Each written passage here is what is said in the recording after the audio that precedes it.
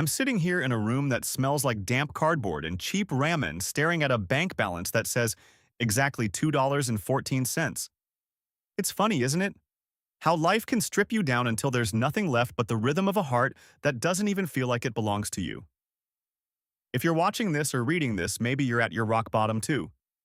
Maybe you feel like the world has moved on and left you in the dust. But let me tell you something.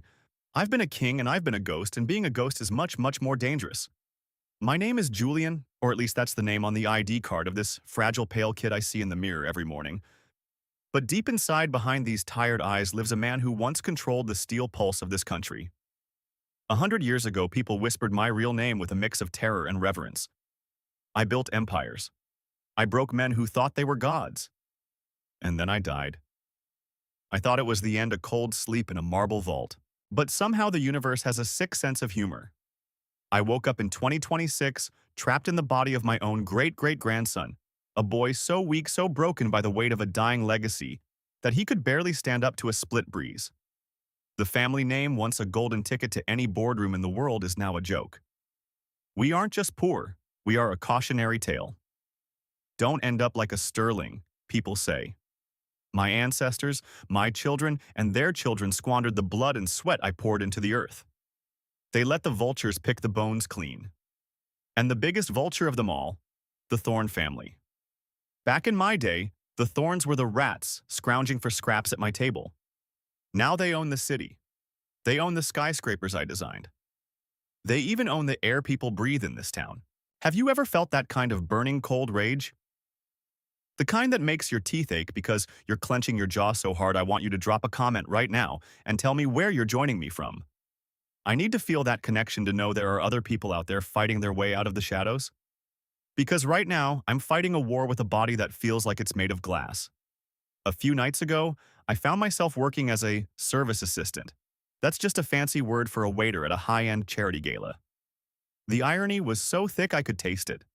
The event was being held in the Sterling Plaza, a building that still bears my family name in stone, even though we haven't owned a single brick of it in 50 years. I was carrying a tray of champagne glasses, wearing a cheap tuxedo that hung off my bony shoulders, trying to keep my hands from shaking. This body, this Julian, he has some kind of chronic fatigue or nerve issue. Every step feels like walking through deep water. Then I saw him. Marcus Thorne. He's the it boy of the modern business world. Sharp jawline hair that cost more than my apartment's yearly rent, and eyes that looked right through me like I was a piece of furniture. He was surrounded by a swarm of people laughing at his every word. He represents everything that went wrong. His grandfather was the one who forged the documents that finally sank the Sterling shipping empire. They didn't just win. They cheated, and they took pride in the ruin they left behind. As I passed his table, my knee buckled. It wasn't a big fall, just a stumble, but a few drops of expensive vintage champagne splashed onto Marcus's handmade Italian leather shoes. The silence that followed was deafening. The music seemed to stop. Marcus didn't yell. He didn't get angry. He just looked down at his shoes, then up at me with a smirk that made my skin crawl. "Look at this," Marcus said loud enough for the entire circle to hear. A Sterling still trying to serve and still failing at the simplest tasks. It's in the blood, I guess. Some families are born to lead and others, well, others are just meant to be a stain on the floor. The laughter that followed was a physical blow. I looked around the room and saw faces I recognized from the old history books, descendants of people I used to call friends. They all looked away. No one stood up. No one cared. I was a ghost among the living, a relic of a failure they wanted to forget. I felt the hot sting of tears in this boy's eyes. Julian's eyes, but inside the old man the Titan was screaming. I wanted to reach out and crush his throat, but my fingers wouldn't even close into a proper fist. I was escorted out the back door like trash.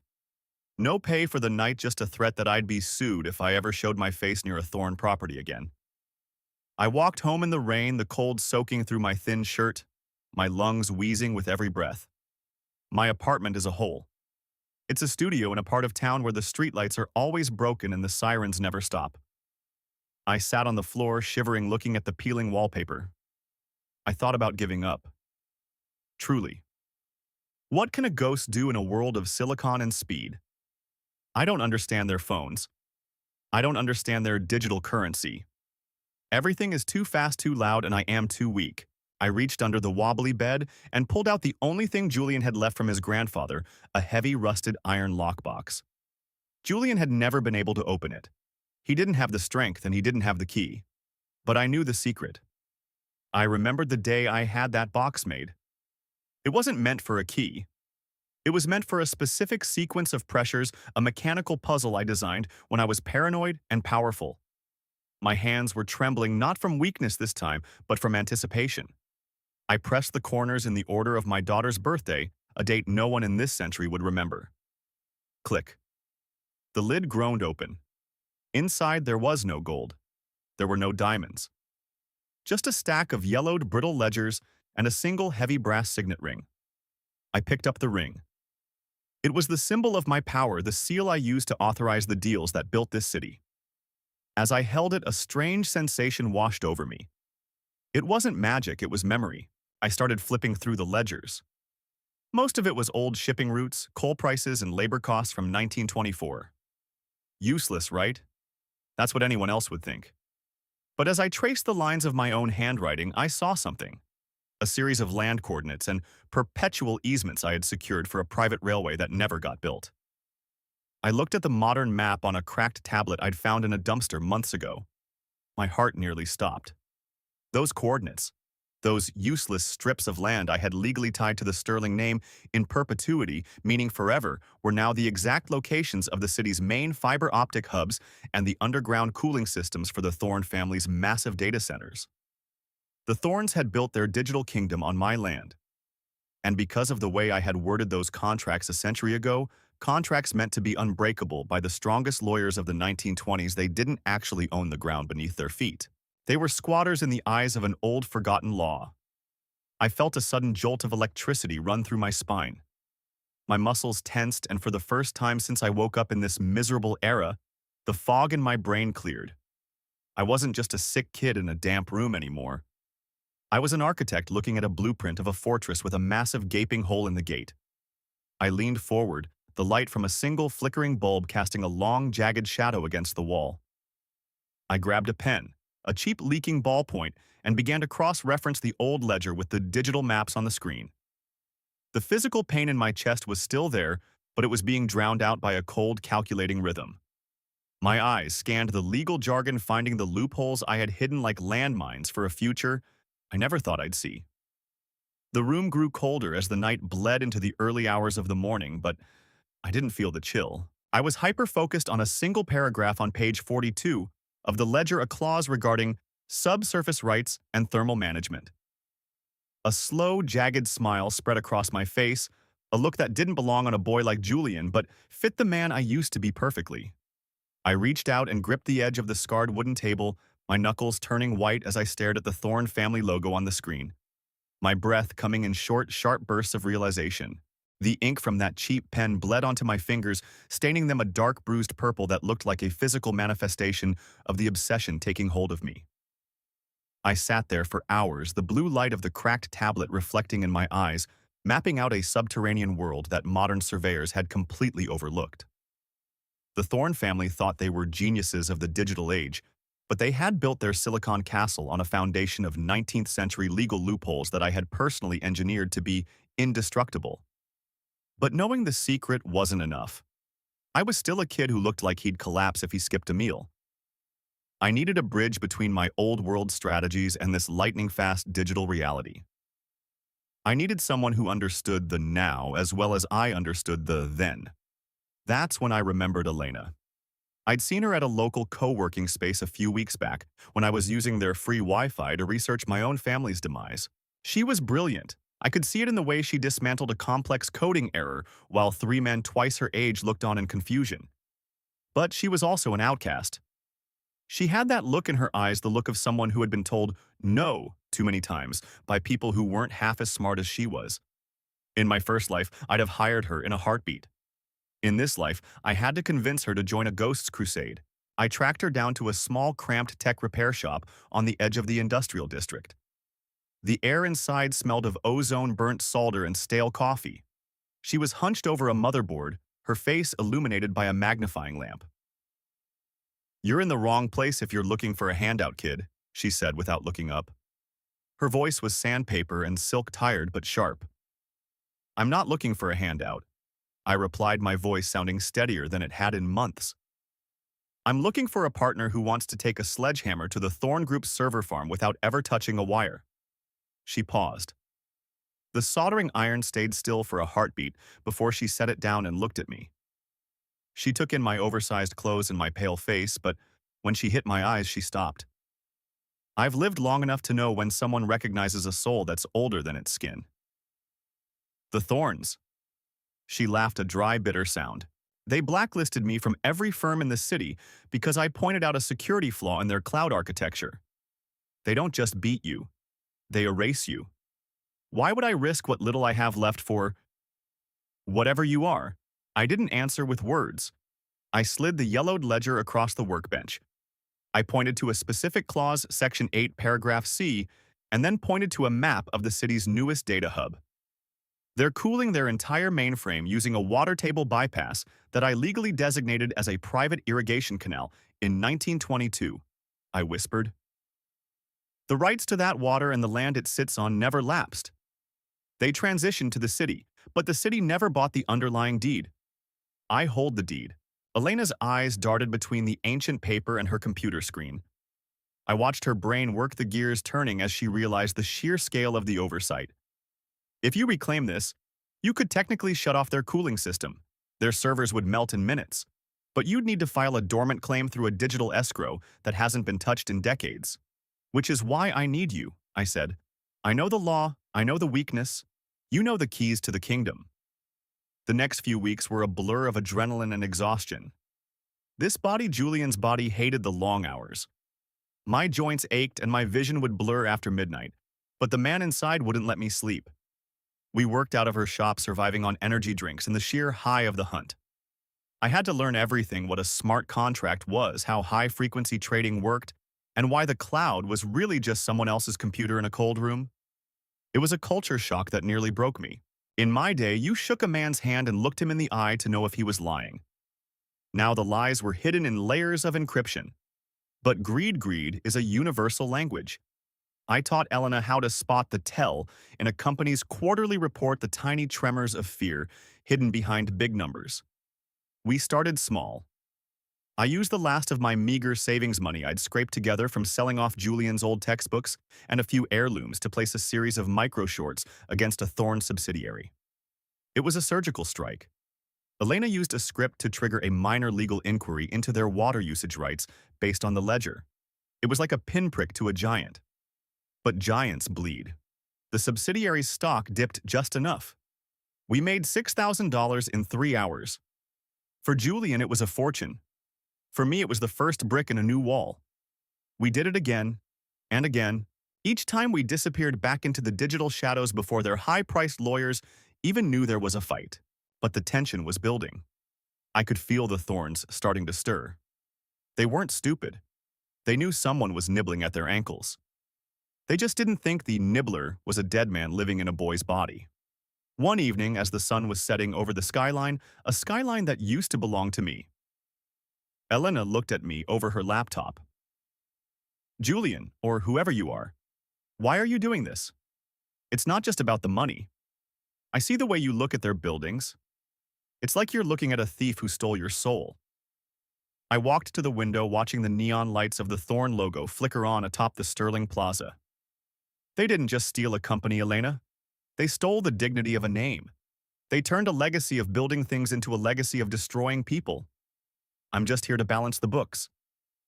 I felt a sudden sharp pang in my side, a reminder that this body was still failing, still struggling to keep up with the fire in my mind. I leaned against the cold glass of the window, my breath fogging the surface. In the reflection, I didn't see a weak kid. I saw a predator waiting for the right moment to strike. My phone buzzed on the table. It was an alert Elena had set up. The Thorn Group had just announced a massive multi-billion-dollar expansion of their central data hub, the very one sitting on my irrigation canal. They were doubling down, pouring all their liquid assets into a foundation that was legally made of sand. I turned back to the room, my heart hammering against my ribs like a trapped bird. Elena was staring at the screen, her face pale. They're going all in, Julian. If we move now, we don't just nip at them. We cut the jugular.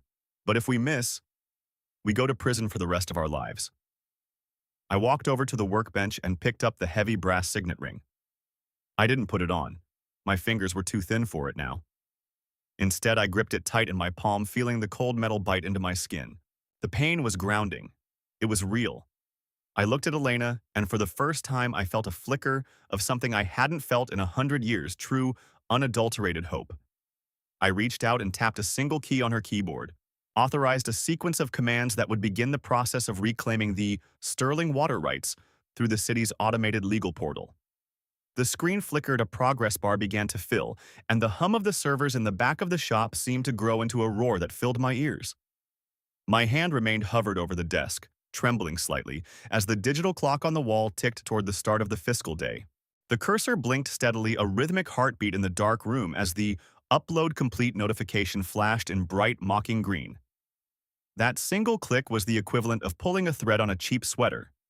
The Thorn Group had no idea that their entire multi-billion-dollar expansion was now legally entangled with a ghost from 1922. The day of the Great City Tech Summit arrived with a sky the color of a bruised plum. This wasn't just another conference. It was the coronation of the Thorn Empire. They had rented out the Sterling Grand Hall, the very room where I had once hosted presidents and oil barons.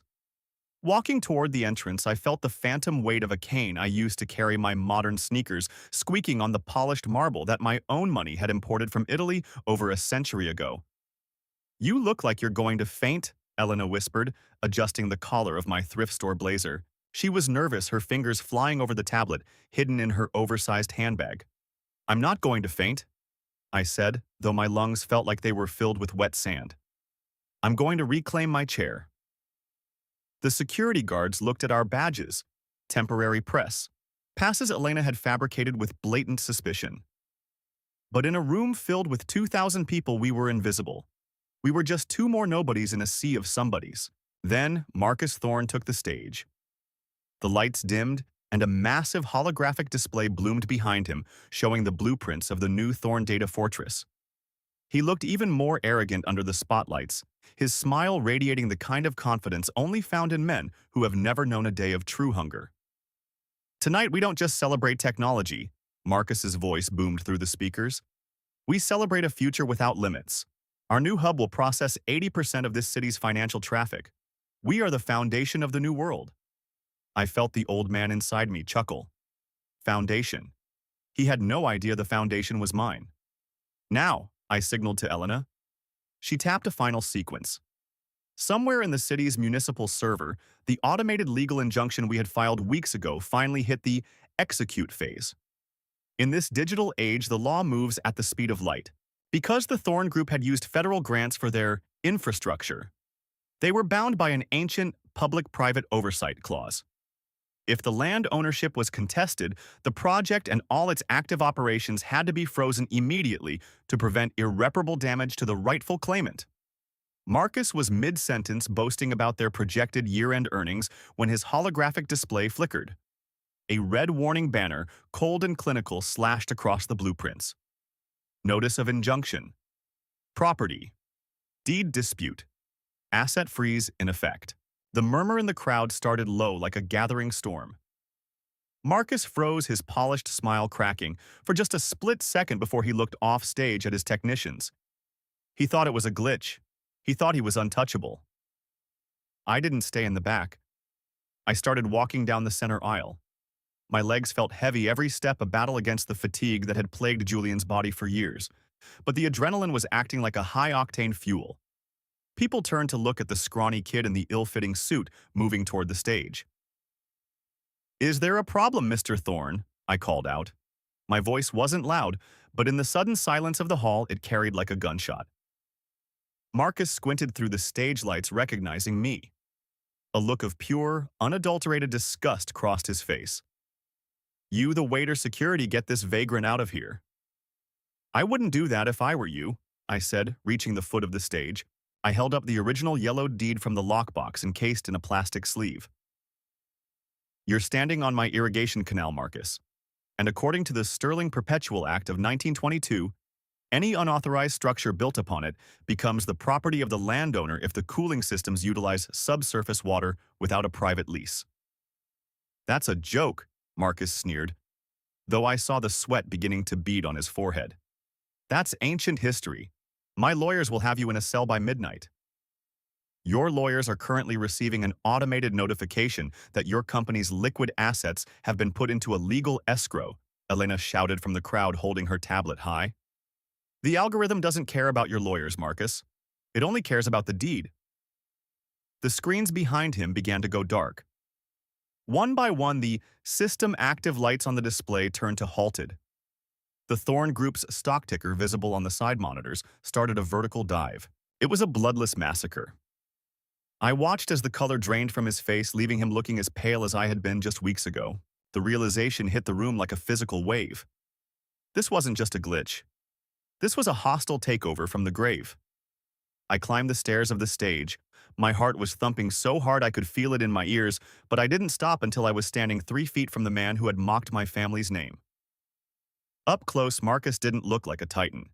He looked like a scared child who had just realized the floor was disappearing beneath him. You called us a stain on the floor. I whispered loud enough only for him to hear. But you forgot one thing about stains, Marcus. Some of them never come out. They just wait for the right light to show you exactly where the mess started. I looked out at the audience, the journalists, the investors, the descendants of my old rivals. For a moment, the room blurred, and I wasn't in 2026. I was back in 1924 looking at a crowd that feared me. Then the blur cleared. They didn't fear me yet. They were confused. They were shocked. But they were looking at a Sterling again. The sirens began to wail outside, not for me, but for the panic that was beginning to grip the financial district as the Thorn servers went dark, triggered by the legal kill switch I had revived from a century of sleep. Marcus reached out, perhaps to grab me, perhaps to steady himself, but his hand stopped in midair as a team of federal regulators pushed through the back doors. I felt a wave of dizziness wash over me, the sheer exertion of the moment finally catching up to Julian's frail heart. I reached into my pocket and gripped the signet ring, the sharp edges of the crest digging into my palm to keep me conscious. I didn't look back at Marcus. I looked at the exit where the light of the afternoon sun was spilling into the hall, and I felt the heavy, suffocating weight of the past finally start to lift from my shoulders. The glare of the camera flashes felt like physical heat against my skin as I descended those stage steps, leaving Marcus Thorn frozen in the wreckage of his own ambition. The hall was a chaotic hive of shouting reporters and panicked investors, but to me it felt strangely quiet. The air was different now. It didn't smell like the damp mold of my apartment. It smelled like ozone and victory. In the weeks that followed, the Thorn Empire didn't just crumble, it imploded. When you build a kingdom on stolen land and arrogance, you don't get a soft landing. The legal kill switch I had pulled triggered a domino effect of audits, contract cancellations, and shareholder lawsuits. Marcus's father and the rest of the board tried to fight, but they were fighting a ghost who knew their secrets better than they did. I didn't just want their money. I wanted the Sterling name back on the skyline. I sat in a sleek, glass-walled office a month later, not as a server, but as the chairman of the newly restructured Sterling Holdings. My body was still thin, still recovering, but the chronic tremors had subsided, replaced by a steady, quiet strength. I had used the Thorns' liquidated assets to buy back every square inch of our ancestral property for a fraction of its value. There was a soft knock on the door. Elena walked in looking different in a tailored suit, though she still had that sharp, rebellious spark in her eyes. She wasn't just my tech girl anymore. She was the chief operating officer of the most talked-about comeback in the history of the city. "The final papers are signed," she said, leaning against my mahogany desk. "The Thorn family is officially out. Marcus is facing 10 years for the accounting irregularities we uncovered in their cooling fund reserves." She paused, her expression softening. "We did it, Julian. Or whoever you really are." I looked at her, and for the first time in 2 lifetimes, I didn't see a tool or a partner. I saw a woman who had stood by a madman when he had nothing but a rusted box and a story. Our engagement hadn't been a calculated business move or a social trophy, though the media treated it like a fairy tale. It was a bond forged in the trenches of a digital war. She was the anchor that kept my old soul from drifting back into the shadows of the past. I'm just a man who hates to see a good ledger go unbalanced, I replied, reaching out to take her hand. Later that evening, I requested a private meeting. I wanted to see Marcus one last time before the gates of the state penitentiary closed behind him. We met in a cold, sterile visitation room. He looked hollow. The designer suit was gone, replaced by a drab orange jumpsuit that made him look small. How? He hissed, his voice cracking. How did a pathetic dying kid like you take down everything my family built in 80 years? I leaned in the light, reflecting off the sterling signet ring I now wore proudly on my finger. You studied the market, Marcus, but you forgot to study the earth. You thought the world started the day you were born. I just reminded you that some debts never expire. I didn't stay to hear his response.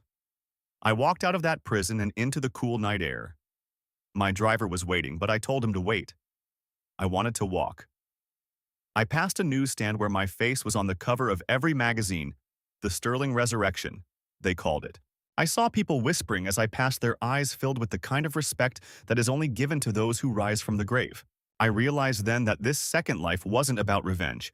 It was about redemption. I had been given a weak body so I could learn that true power isn't about crushing others. It's about the resilience to stand back up when the world expects you to stay down. If you're still listening to this, if you followed my journey from that $2.14 bank account to this moment, I want you to understand one thing. Your current circumstances are not your conclusion. They are just the opening chapters. You might feel like a ghost in your own life right now, but even ghosts can haunt the people who tried to bury them. I stopped at the edge of the river, looking across at the Sterling Plaza. The Thorn logo was gone, replaced by a temporary banner bearing my family's crest. The lights of the city danced on the water, shimmering like the gold I used to hoard. But as Elena pulled up beside me in the car and smiled, I realized I had found something much more valuable than gold. I took a deep, clear breath, the kind of breath Julian's lungs had never been able to take before, and felt the warmth of the ring against my skin. I reached into my pocket, pulled out my phone, and hit the stop recording button on the video that would tell the world the truth about where I came from and where we are going. Ready to go home? Elena asked. I'm already there, I said, stepping into the car and closing the door on 100 years of shadows, finally leaving the ghost behind to live as a man.